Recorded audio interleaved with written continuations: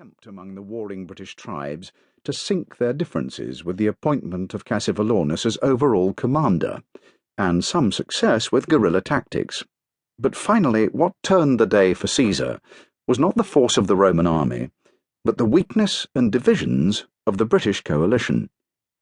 Nevertheless, Cassivelaunus had held out long enough to stop Caesar capitalizing on his gains. Instead, after signing treaties, Caesar withdrew to deal with more pressing problems in Gaul. The Roman legions would not return to Britain for nearly 100 years. In 43 AD, Claudius, one of the most historically minded emperors, determined to complete the task that Caesar had started. Claudius was eager to establish his warlike credentials, but could not afford to take any personal risks.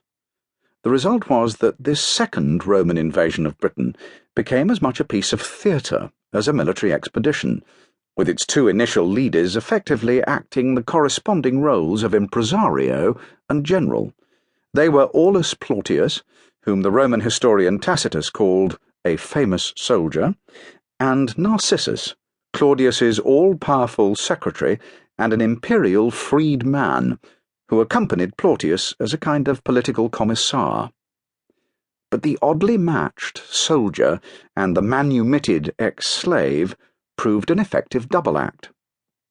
Plautius, with his Gaulish auxiliaries, fought his way to the Thames, at which point Narcissus informed the emperor that it was time for him to set out.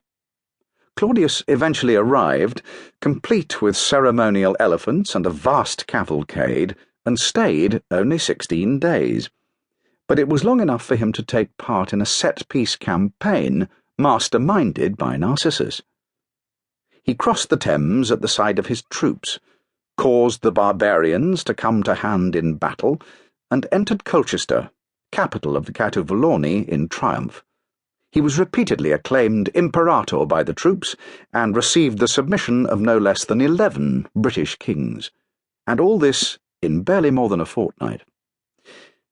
The sense of theatrical artificiality was only heightened by the fact that when he had returned to Rome, Claudius immediately ordered a repeat performance. He took part in an even grander triumph and laid on a reenactment of the highlights of his campaign in the Campus Martius. The scenes included the assault and sacking of a town and the surrender of the British kings. We don't know who played the British kings, but Claudius, presiding in his general's cloak, appears to have played himself. Meanwhile, back in the real world of Britannia, the political situation was more complex.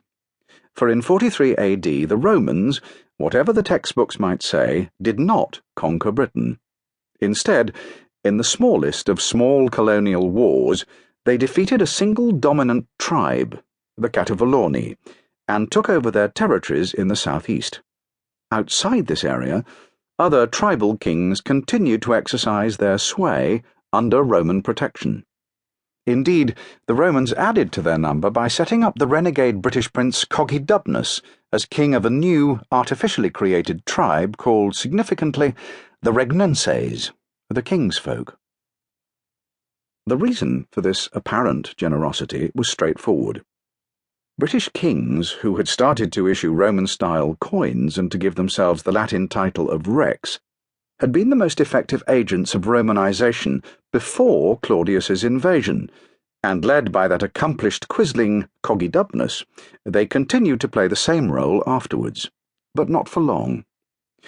For rebellions, like that of Boudicca, Queen of the Iceni, in 60 AD, and deliberately fostered quarrels in the British royal families, took their toll. The result was that within 30 years, direct Roman rule covered most of southern Britain and was being aggressively extended far into modern Scotland. There were to be no more kings in Britain till the Romans had gone. With the coming of direct Roman rule, Romanization became a matter of public policy. It was pursued especially effectively by Agricola, who was governor for the unusually long period of 6 years from 78 to 84 AD. Within a year of his arrival, he had embarked on a major building program, giving private encouragement and public aid to the building of temples.